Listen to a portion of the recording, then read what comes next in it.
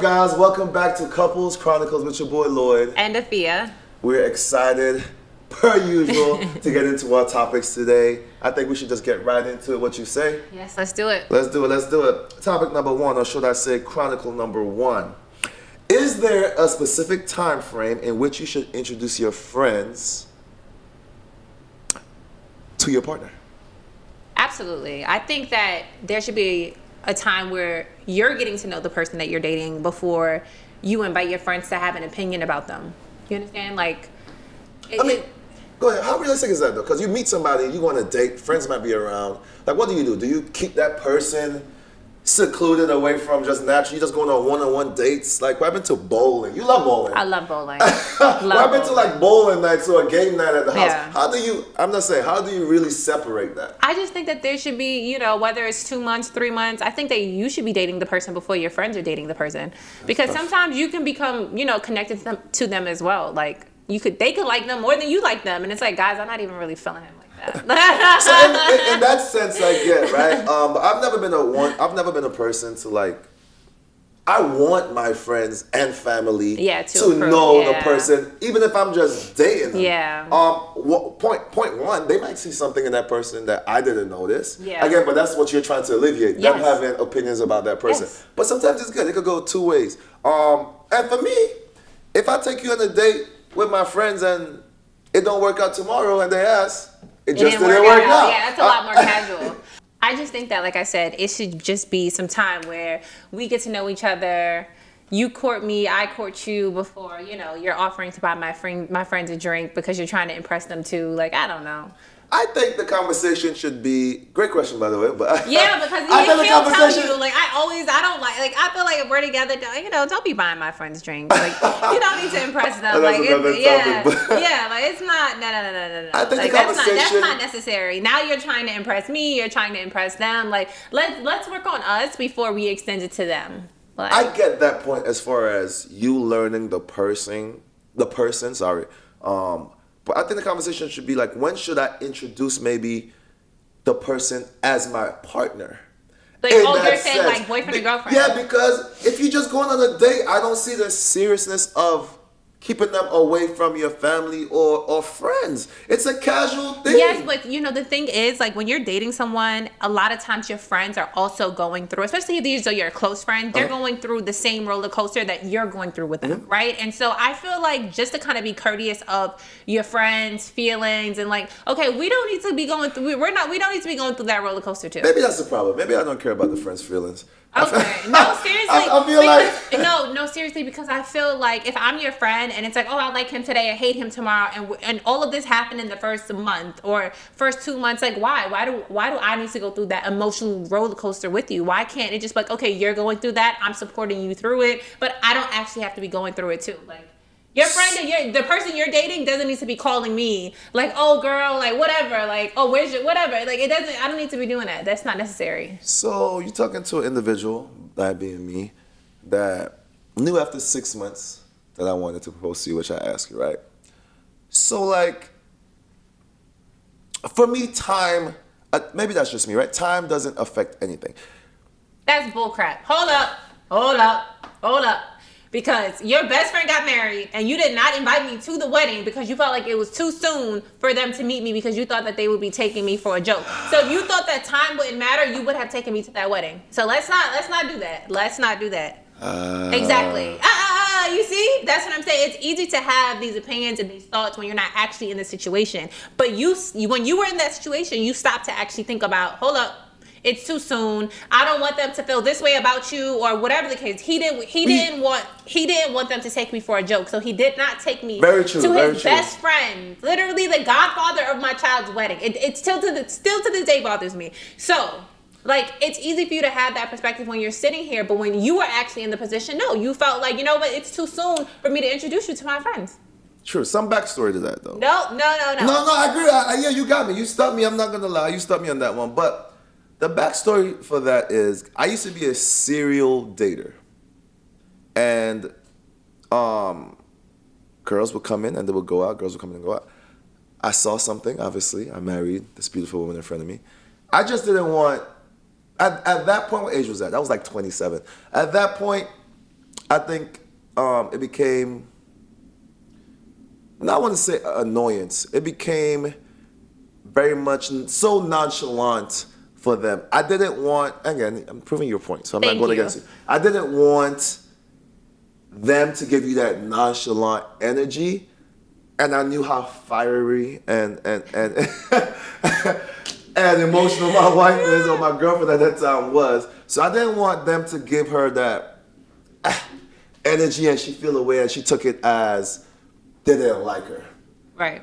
So, but I feel like, but this was when we just started dating. It wasn't even like we were girlfriend boyfriend then. Yeah, so, but I feel like you were courteous not only I was exactly how it would make them feel, but also how it would make me feel.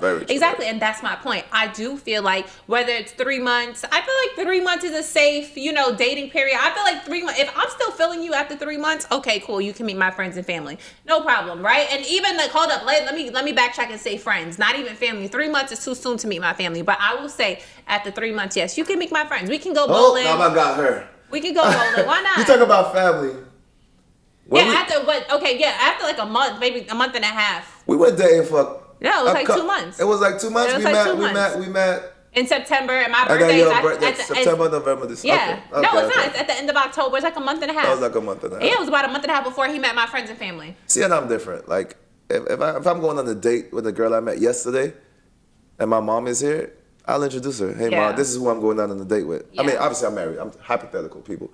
Let's keep it real. And I'll be like, Mom, this is who I'm going out with. Cool.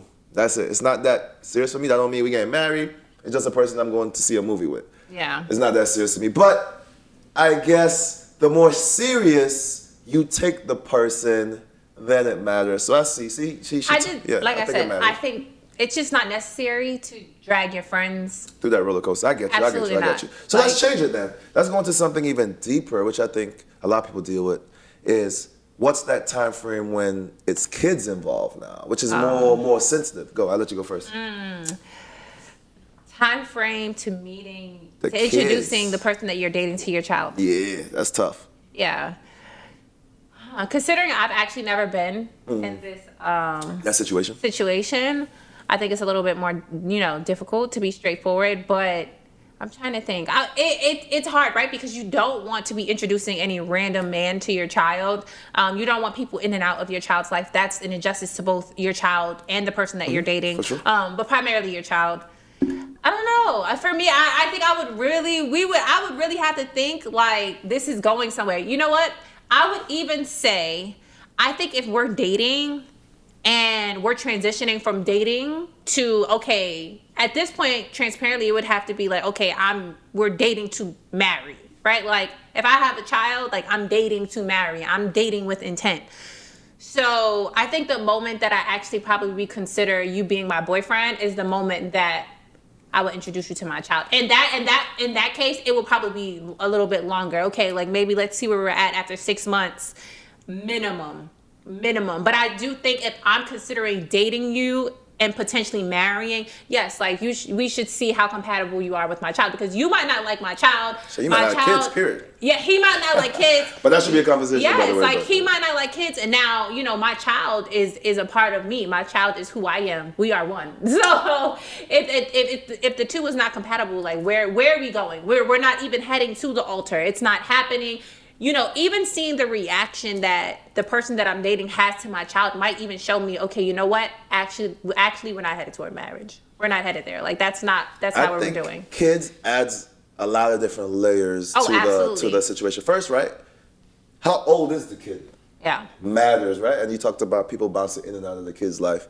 I think that has an effect on age. If they're 16 something, it's years of them understanding my parents are separated. Right. My dad is looking for, because sometimes at some point kids start asking, Mom, Dad, why are you not dating anybody? Yeah. Like, because they see the loneliness, they see whatever. So I think age, first off, matters. Mm-hmm. I think what matters too is it one person that have kids or both parties have kids? I think that matters. I think that's tough. Again, I, as like yourself, I haven't been in that situation where I dated actually I lie. I've dated one person that dated. We didn't get in a relationship. I talked, or whatever you call that, dating, somebody that had a kid, and trying to see how long it took. We were very, as cognizant in the word, we was very aware of like separating. I was aware of separating, and this is when I was young. This is like 24. She was an older woman. But we were very like intentional about separating me from the kid. I remember the first time we met was cool. We would dab, we would joke around, but the moment that the kid, her son saw me hug his mom, that triggered something in him. My mommy, like it triggered something in him. So again, I'm just proving the point that you have to be intentional. He was probably like 6 or 7, so the age thing mattered at that time. I think it's situational a lot. How mature your kid is, again, the age. I think you should be more like. The other question was about your friends. I could be less.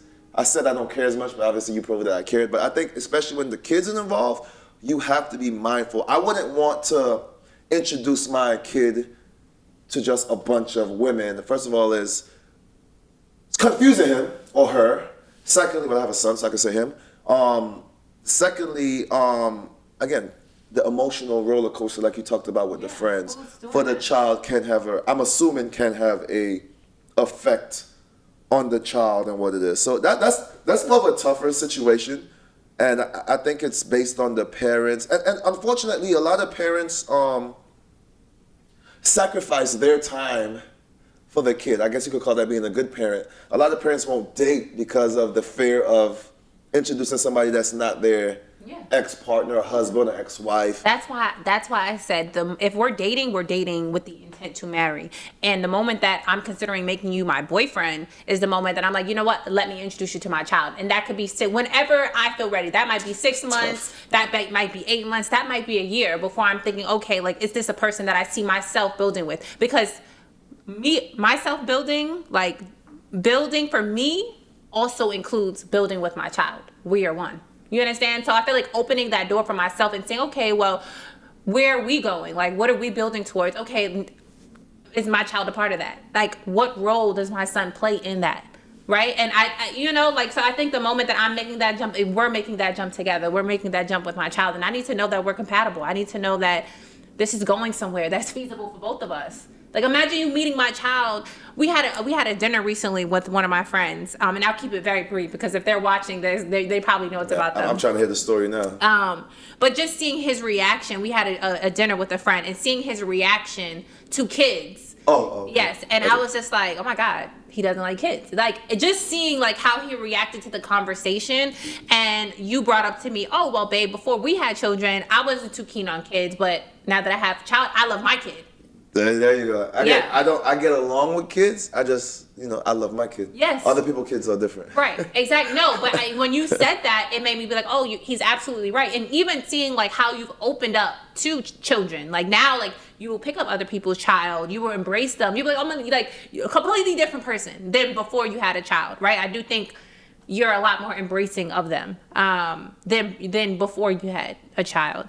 But like I said, the moment that I'm considering something serious with you is the moment that we need to know if me, you, and my child are all on the same page. All right, fair. I think a good conversation. I think people are gonna chime in and give their thoughts, or people that have been faced with this situation.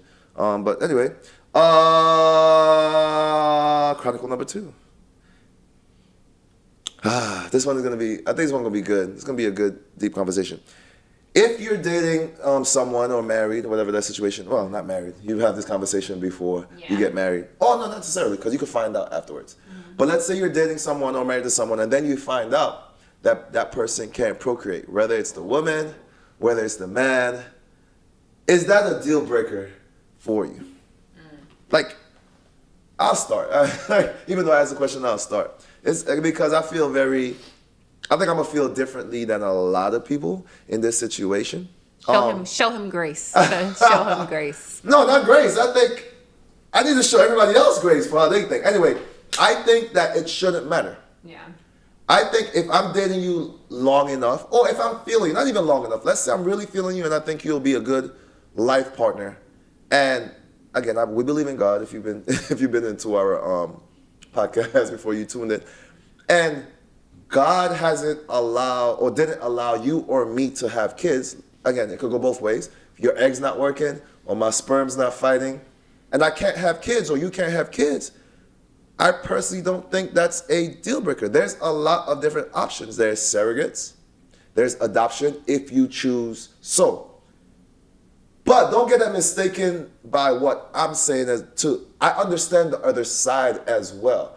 A man might want it to be their sperm, or a woman, you know what I'm saying, might want to give birth naturally, and that might be a thing. But it's not the person's fault. Yeah. Like, I can't, for a while, I thought I couldn't have kids. I'm like, okay, got it. I've been, sexually active for some years now. I'm about to be 39. I'm like, damn, I never made a mistake. Nobody have ever told me they're pregnant. I'm like, are my soldiers marching? Yeah.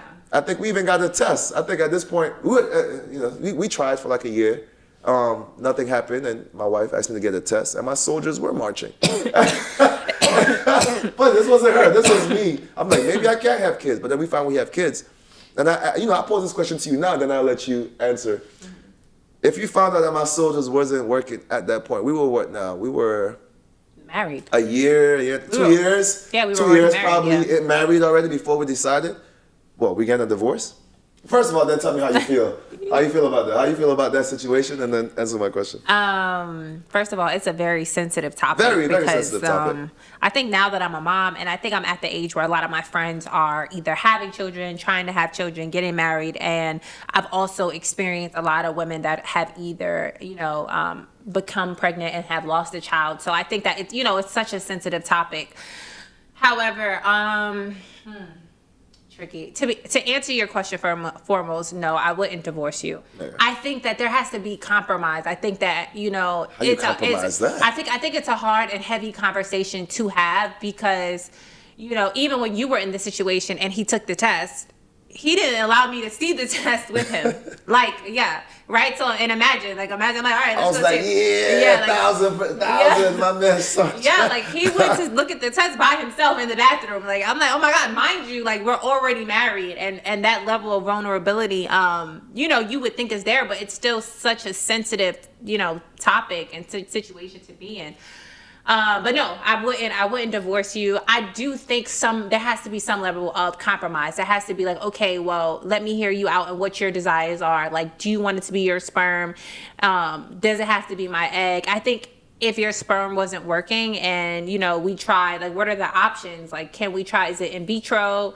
Where you take your sperm and put it inside me? And that's another thing. Can we afford that? Can I go to a sperm bank and we pick somebody's sperm together? Like, what are the options? Because I do think it's not fair to deprive the other person that does want children of having that. Like, let's be transparent. Like, you only get to live, from what I'm concerned right now, right? Like, for whatever you believe in, you only get to live life one time. And I think having children is such a beautiful thing that I would never want to deprive the person that I'm married to of that. Right, so I do think we have to hear. If you could have kids, we're married, and I wanted natural kids, and I gave you that reason, you'd be okay with me divorcing you? You love me? Well, no, I'm not saying. You should divorce me. No, by no means. I'm saying, okay, well, natural kids meaning your sperm, so we would have to explore surrogacy. It's funny. I think I would be more open. I'm open to letting the other person want what they want for their life. I think it's a little bit, it intensifies the situation a little bit when you're married. Let's bring it down a notch. If we were dating, because then it's less commitment. Yeah. And I want the raw answers, right? Right. So if we were just dating, and a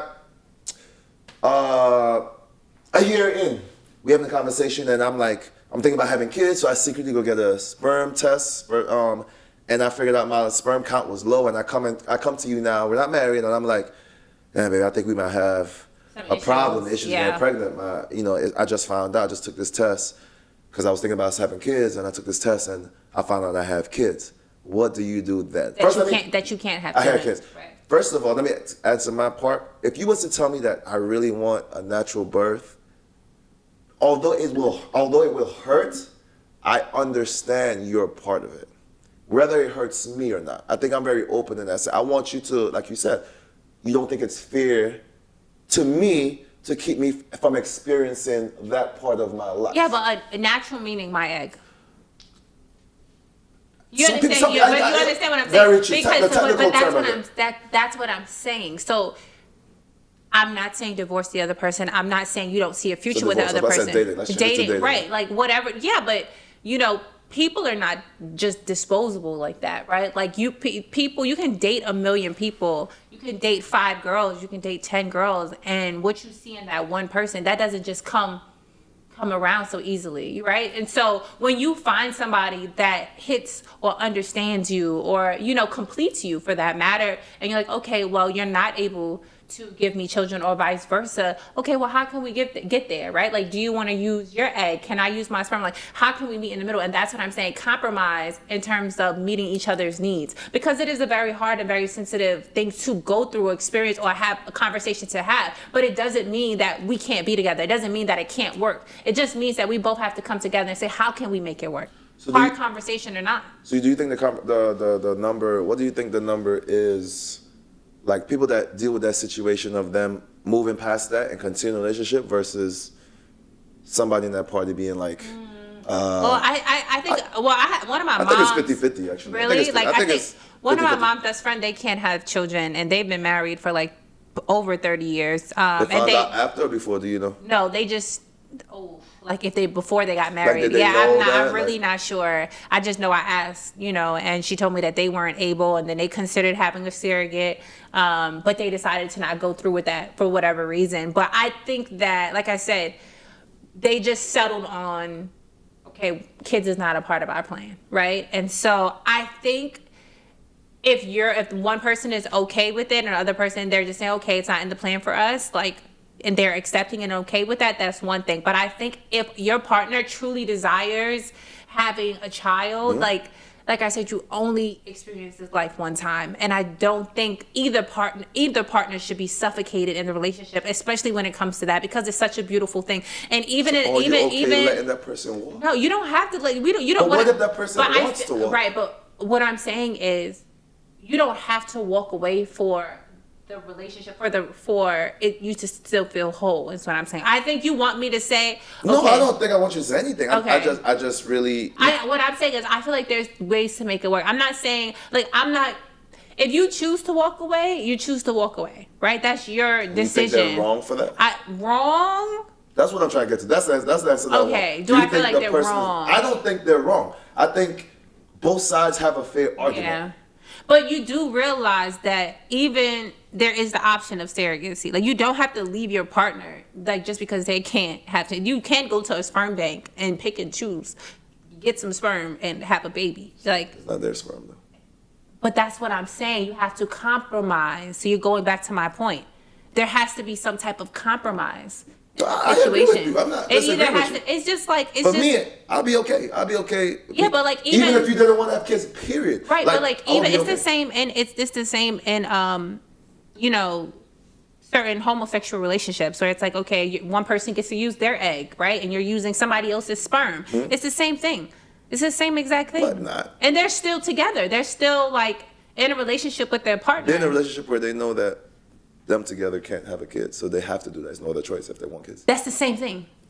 It is the exact same thing. They are in a relationship where they know they cannot have children. But if they get into another relationship, they still can have children.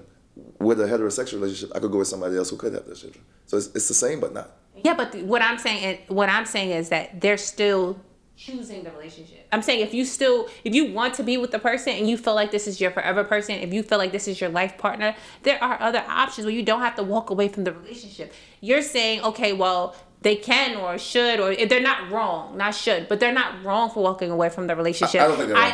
I think that if they're deciding, I think you kind of feel like it's wrong a little bit. I think it's hard because I do feel like it's wrong because there's nothing. It's nothing that you can do. There's nothing. It's not your choice. I would feel, to be honest with you, I feel like, because don't get me wrong, surrogacy is expensive and vitro is expensive. These are all expensive avenues to walk down, right? And so I think that, choosing to be with a different partner, some of that is financial. Like, can I afford Right? But realistically, can I afford to like walk down to hold your hand down this, right? Like, and say, okay, well, let's try in vitro, let's try surrogacy. Like, do we have that $100,000? Right? It's expensive.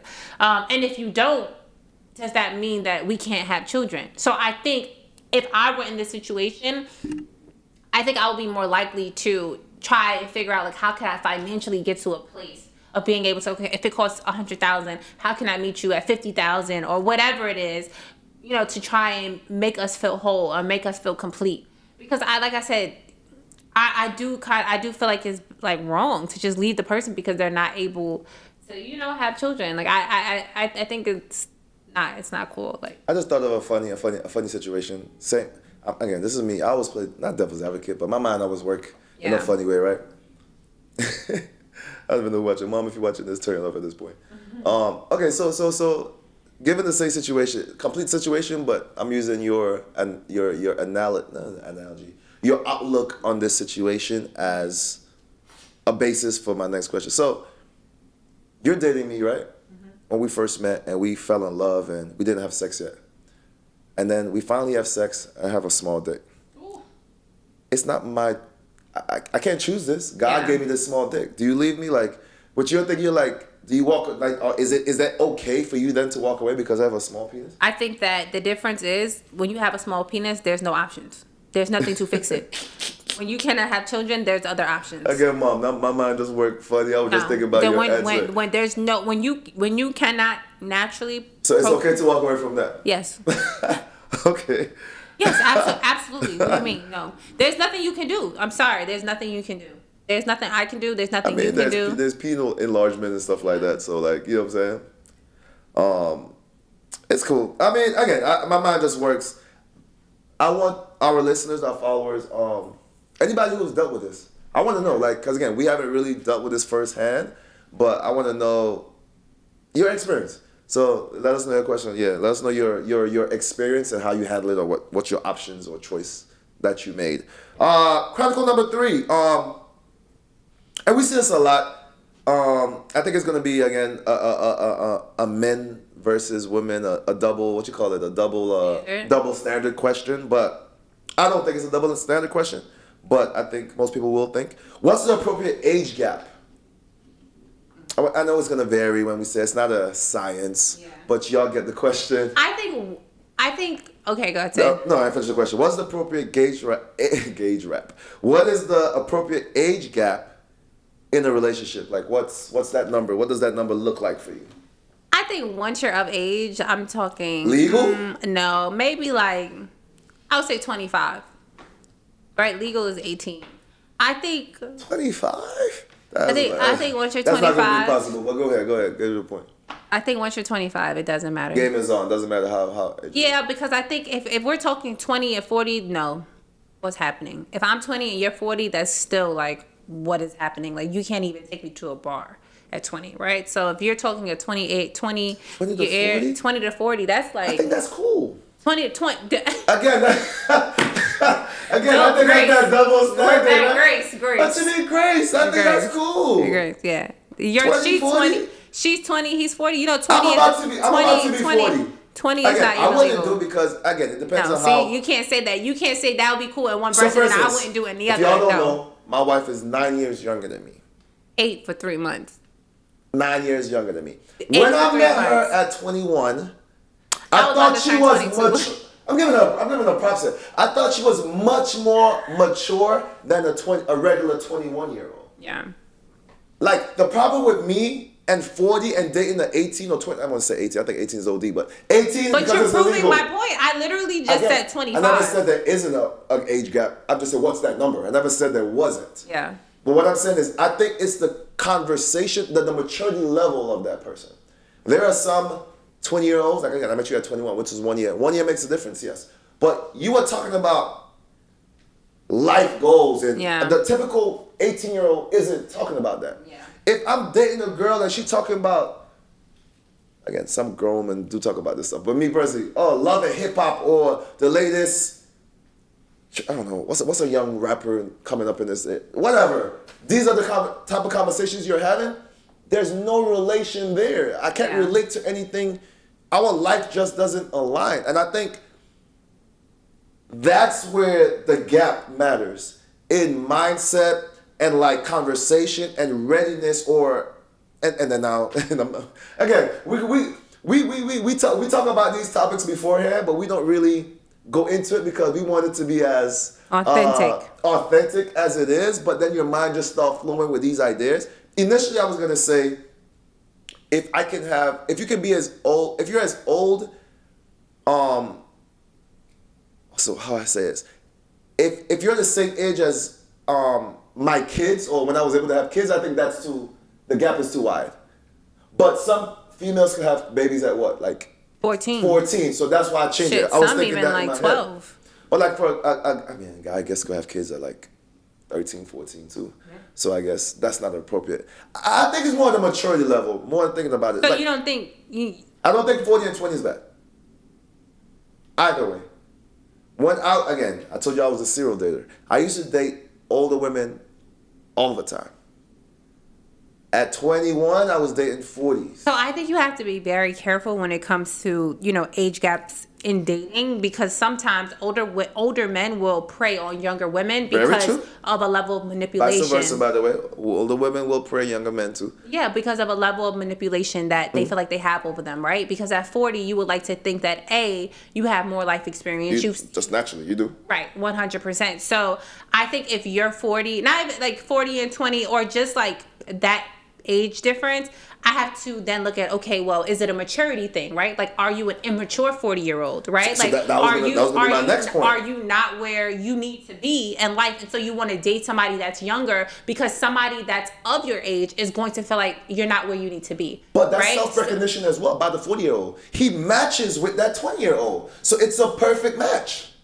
So that's why I think it's more about the maturity level. So you're saying if she's mature and he's immature, they're together. It's still homework, because you could be a mature 25 and, like y'all women like to say, or I don't know if that's fact, but people like to say that women mature faster than men. Yeah. But let's say you are immature 40 and this girl is a mature 24. It won't work either way. Like I said, I think after 25, right? So 25 is what's that gap? You think after 25 is fair game. It doesn't matter if you're 70, dating a 25-year-old. It doesn't matter. I think if she's 25 and he's 70, we know why you guys are together. Money? You think it's money? Absolutely. If she's 20, if she's 25 and you're 70. What if the 70-year-old man have swag and he's still young and vibrant? I would like to think at 70, I'm going to have swag. I'm going to be young and vibrant. I'm still going to be chasing life. First of all, this is the reason why I dated somebody close to 10 years, a decade younger than me. It sounds crazy, right? But I'm so full of life and want to chase so much from life. And I think I said this before, and I'm not saying all women. Not typical, I want to say that, it sounds crazy. Usually women that's closer to my age, 39, I think it's even younger, 35, 37, going to 40, are in the phase of like settling down. And don't get me wrong. Well, let's say comfortability. I won't say settling down because you're younger. You settle down at an earlier age. So I won't use the word settle, but the comfortability of life. You're still not comfortable of where you're at. You're still striving and driving to be more. Yeah. That's how I am. We're still driving, so we match.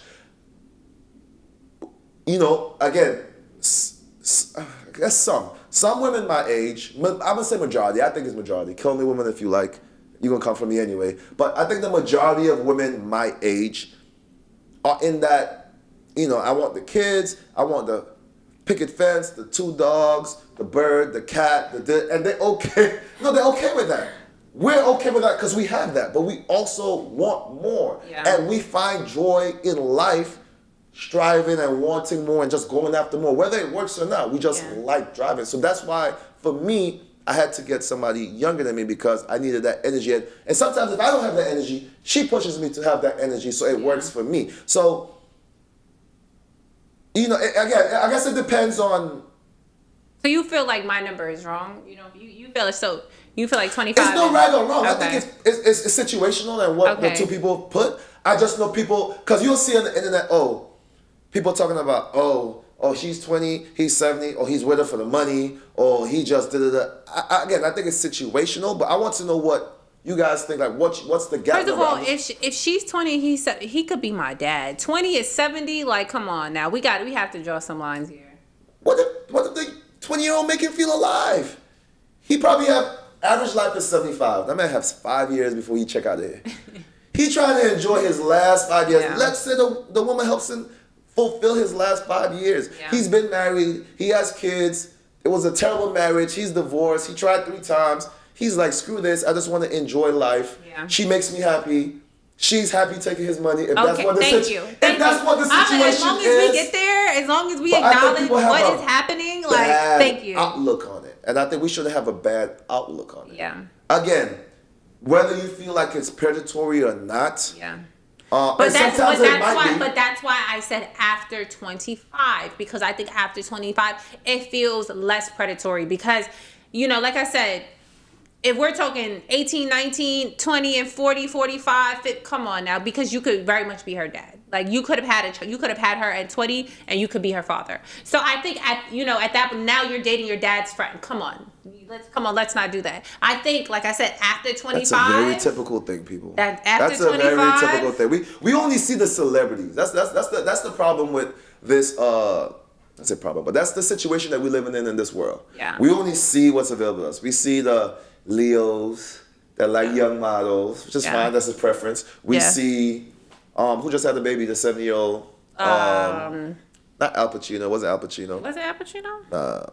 Again, y'all know who I'm talking about. Sorry, I'm drawing blank here. Is it not Al Pacino? It might have been that. It's either Al Pacino or somebody that look like Al Pacino. Sorry. We see it in the we see the famous people that do it. So we already associate that with the girl either being a gold digger, or it's a older perverted man that just want this. I just think they're just happy and they're doing what they think. I don't think there should be a age gap. Once you're legal and you can make a legal and I won't say mindful decision, but once you can make let's call it legal because it's just facts. Once you're legal to date and what at any age. So legal as in 18. As 18, I think that's what the legal age is. Once you're legal, I think anything goes. Whether how I feel about it or not. It is no way she's 18 and he's 60 and I'm okay with it. No way. Again, my mind works so fast. I love it. I love it here. It's like going through stuff that we don't typically talk about. So let's say we have a son, Cairo. Let's say at 18 he comes to us. If he fine and she's 60, a 40-year-old. Go have a seat. What you gonna tell your son? Go have a seat. What you gonna tell Cairo? We're not gonna love him. We're not gonna accept. I would tell him go have a seat. Thank you. Go have a seat. Thank you. Look, appreciate it. I'm gonna take a page out. I'm gonna take a page out my parents' book. If you love it, I love it. Yeah, no. If she treats you well, I love it. No. What if that 40-year-old cougar makes our son feel young? What if she motivates him? And what if she puts him on the right track? And there will be somebody his age. Oh my God. Or close to his age that will also make him feel alive and young and thrive. I think now we're seeing a lot of the other ways now, especially with our athletes and celebrities. You're seeing a lot of, mostly athletes. Yeah. You're seeing a lot of younger. I think the only person I saw that recently with was like Jalen and Drea. He's not even dating. A lot of, I think I just read that too. I forgot where I read it at. I think I recently read it. And I don't even think, Drea has maybe 10 years on him? Maybe 15?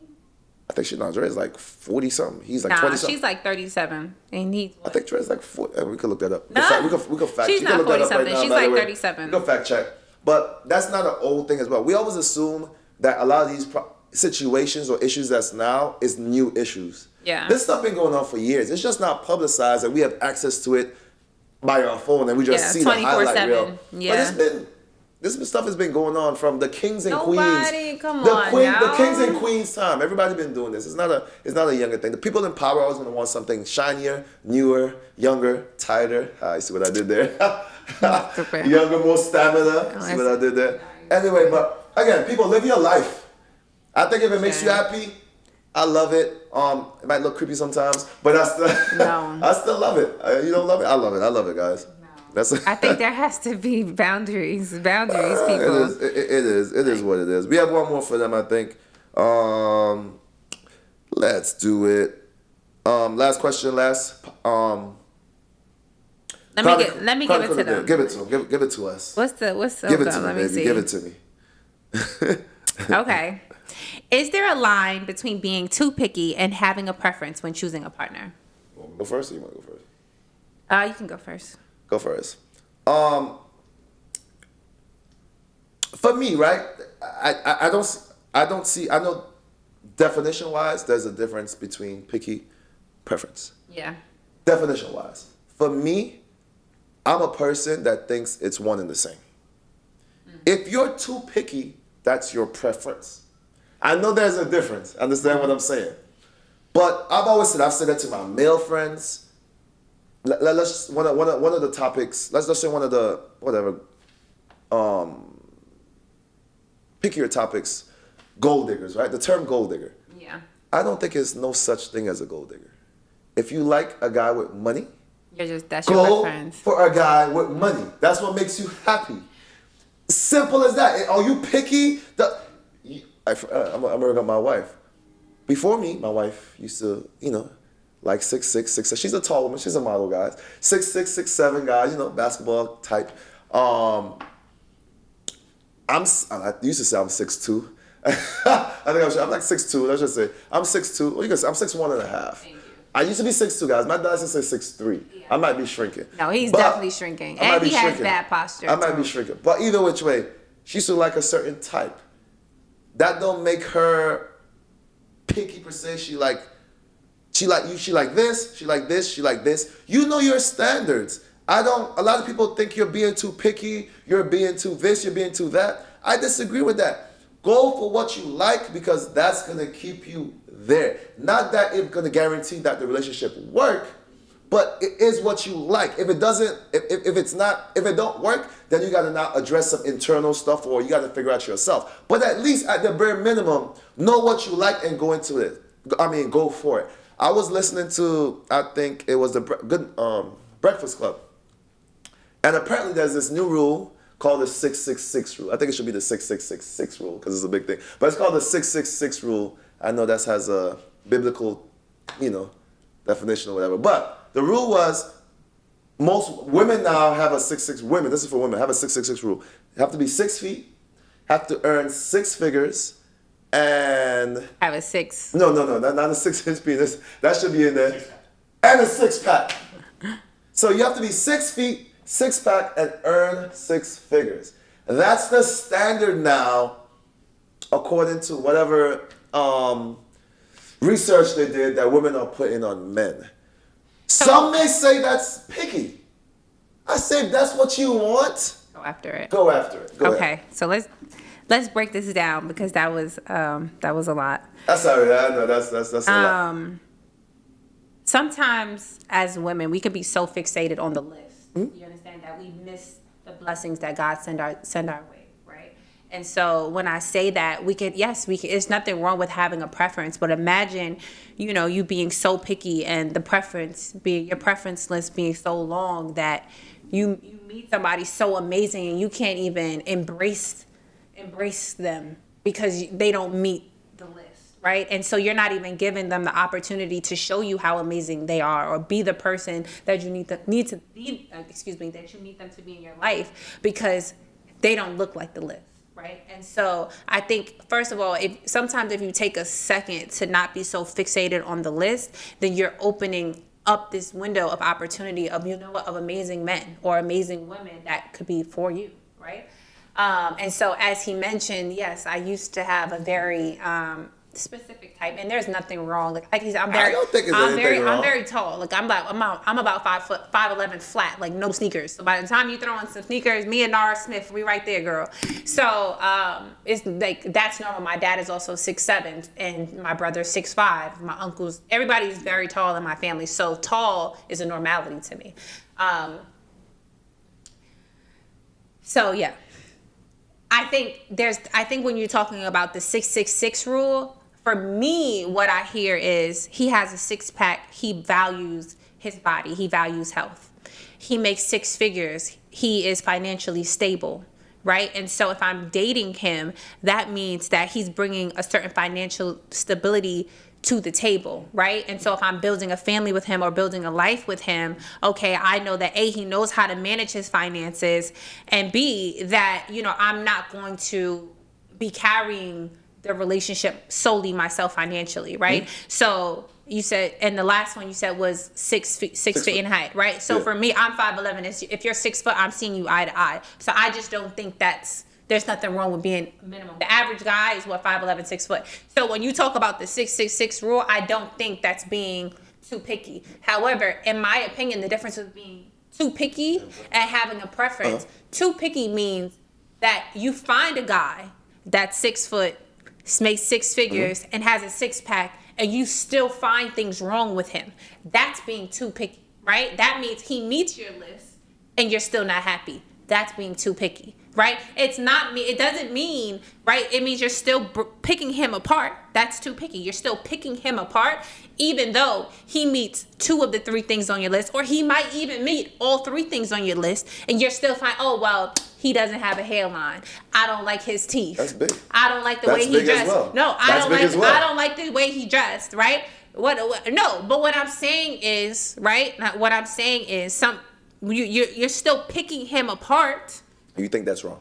I'm not saying it's wrong, but you're asking me, what does too picky mean? Okay. Right? You can have your preference list, and he meets those things. But the moment that he meets those things and you're still finding things to rip him apart, you're now not compromising yourself. You're not saying, you know what, we can work on these things, because let's be transparent.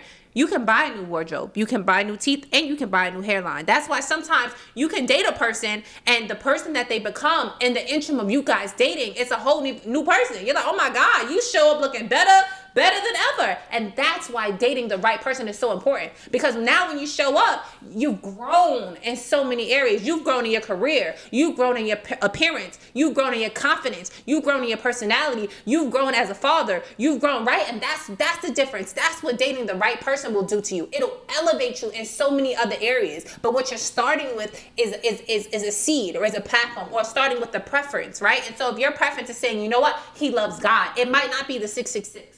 The preference might be he loves God. He's educated. He's willing to learn. He has financial motivation, right? And so that might be the preference. And who he becomes when you're dating him, that's what the right person does to you. Let me play devil's advocate for a quick second. Let's say you do all this, and the compromise, that one little compromise, now you're not happy in the relationship. How do you now, whether if you was picky as you was be, that would have never been a problem. What if that one compromise that you made is bringing you unhappiness in your relationship? Yeah. Then what? Again, feel safe.